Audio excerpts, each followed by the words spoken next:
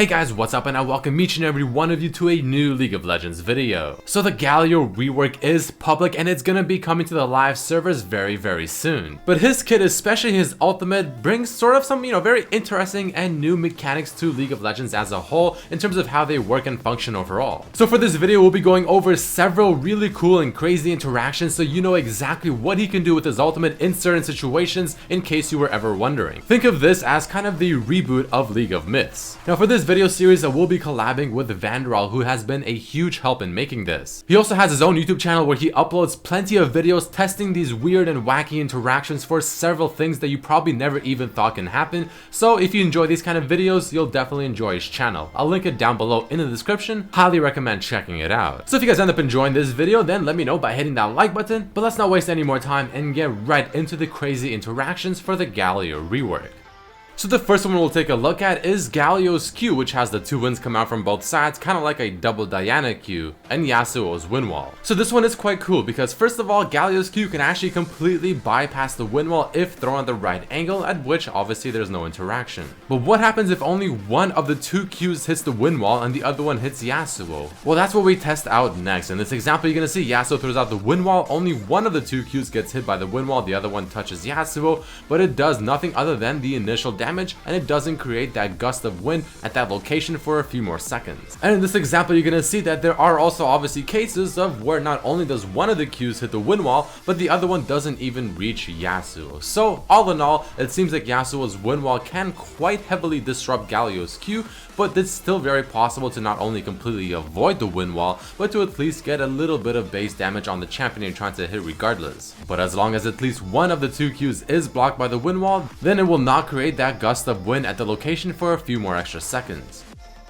Alright, but what if we test the exact same scenario, but now instead with Braum's shield? Well, this one's a bit more interesting because even if both parts of the Q hit Braum, the shield will not only block both of them and do reduced damage, with the first one not doing any damage at all, but the gust of wind will not be created regardless. So it does seem like Braum's shield is essentially able to counter Galio's Q even better than Yasuo's wind wall. So in the first example, Braum took 0 damage from the Q whatsoever, but in this example you can see that Braum does take damage from the second Q since it hits just a little bit later than the first part. But the biggest thing to notice is the fact that it doesn't even matter if both hit because the gust of wind at that location will not be created, which is absolutely big.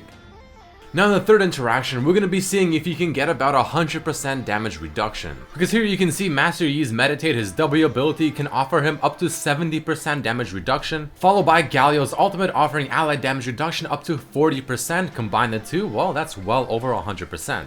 So in this example, Master Yi will simply use his W, Galio will ult him, and Veigar will just try to burst him. But as long as you're looking at Master Yi's HP bar on the top left, you'll notice that he is still taking damage regardless of having technically over 100% damage reduction. The reason for this is quite simple. The damage reduction does not stack additively, instead it actually stacks multiplicatively, so you can't technically get anything above probably around 80%. In the next example, we're going to be taking a look at the interaction between Kalista's ultimate and Galio's ultimate. And is Kalista essentially able to ult Galio out of his own ultimate while he's in the air? Well, the answer to that, as you can see, is actually no. The second Galio begins the animation for his ultimate and flies into the air and starts dashing across the map, he simply cannot be ulted by Kalista. Her ultimate is essentially unavailable, and by the time he usually lands to where he's going, there's a pretty good chance he's just simply out of range. So the very short answer is the fact that no, she cannot stop him mid-ultimate and ult him back into her.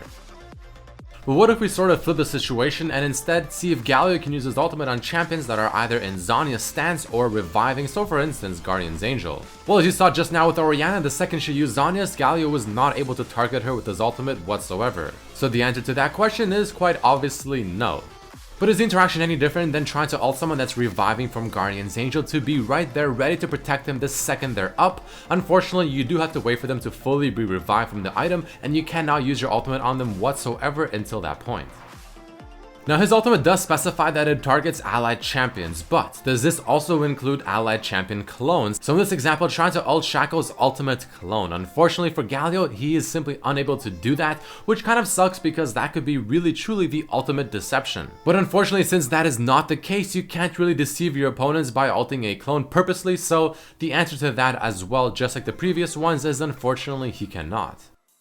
So in this one, we're going to be combining two ultimates that are very similar, Galio's ultimate and Pantheon's. Well, unfortunately, as Pantheon is mid-ult in the air and going to his new location, Galio cannot interact with him whatsoever up until Pantheon finally lands at his destination. And you can see here on the right, Galio is consistently spamming his R button on Pantheon's icon, but it doesn't do anything up until Pantheon lands, not even at the very beginning of his ultimate either.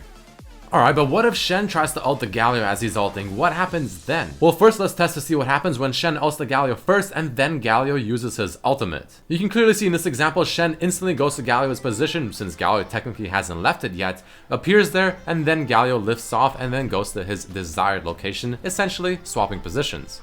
But what if they ult at more or less the exact same time? Well, here you're gonna see as Galio uses his ultimate with Shen as well at, again, pretty much the exact same time, they don't actually swap positions and Shen just appears exactly where Galio is as he is in his ultimate. So in this case, at the exact same location.